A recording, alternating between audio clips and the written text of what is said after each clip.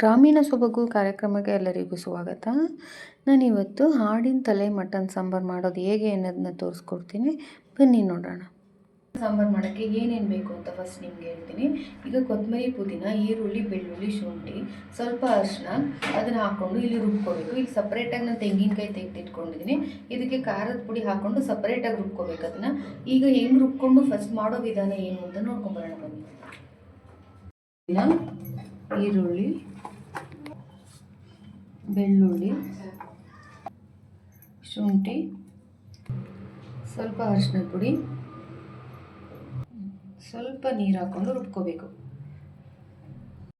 ನೋಡಿ, ನಾನು stove ಹಂಚಿಸಿದ್ದೀನಿ, cooker ಬಿಸಿ ಇಟ್ಟಿದ್ದೀನಿ. ಈಗ ಸ್ವಲ್ಪ ಎಣ್ಣೆ ಹಾಕಬೇಕು. ನಾನಿವಾಗ ಕುಕ್ಕರ್ಗೆ ಎಣ್ಣೆ ಹಾಕ್ತಾ ಇದ್ದೀನಿ. ಸ್ವಲ್ಪ ಸಾಕಿಷ್ಟೆ. ಈಗ ಶುಂಠಿ, ಬೆಳ್ಳುಳ್ಳಿ, ಕೊತ್ತಂಬರಿ, ಪುದೀನ, ಈರುಳ್ಳಿ ರುಬ್ಕೊಂಡಿದೆ ನೋಡಿ, ಅದನ್ನು ಇದರೊಳಗಡೆ ಹಾಕ್ತೀನಿ.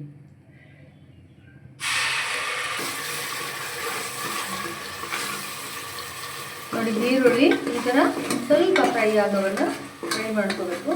ಇಷ್ಟಾದಮೇಲೆ ನಾವು ಮಟನ್ ತೊಳ್ಕೊಂಡು ಇಟ್ಕೊಂಡಿದ್ದೀವಿ ನೋಡಿ, ಆ ಮಟನ್ನ ಇದರೊಳಗಡೆ ನೀರೆಲ್ಲ ಸೋರಿಸ್ಕೊಂಡು ಹಾಕ್ತೀವಿ. ನೋಡಿ, ಎಲ್ಲ ಸೇರಿಸಿ ನಾವು ಈ ಥರ ಎಲ್ಲ ಮಿಕ್ಸ್ ಮಾಡಿಕೊಂಡು ಒಂದು 10 ನಿಮಿಷ ಬಿಟ್ಬಿಡ್ಬೇಕು. ಹೀಗೆ ನೀಟಾಗಿ ನೀರೆಲ್ಲ ಸುಂಡ್ಕೊಳ್ಳೋವರೆಗೆ ಬಿಟ್ಬಿಡ್ಬೇಕು. ನೋಡಿ, ತೆಂಗಿನಕಾಯಿ ತೊಗೊಂಡಿದ್ದೀನಿ. ತೆಂಗಿನಕಾಯಿ ಪುಡಿ ಆದಮೇಲೆ ಮಿಕ್ಸಿಗೆ ಹಾಕಿ ಸಣ್ಣಗೆ ಆದಮೇಲೆ ಇಷ್ಟು ಖಾರದ ಪುಡಿಯನ್ನು ನಾನು ಇದರಲ್ಲಿ 2 ಸ್ಪೂನ್ ಖಾರದ ಪುಡಿ ತೊಗೊಂಡಿದ್ದೀನಿ. ಇದೆರಡನ್ನು ರುಬ್ಕೊಂಡು ಇದು ನೀರೆಲ್ಲ ಸುಂಡಿದ್ಮೇಲೆ ನಾವು ಮಿಕ್ಸ್ ಮಾಡ್ಕೋಬೇಕು. ರುಬ್ಕೊಂಡು ಬರ್ತೀನಿ.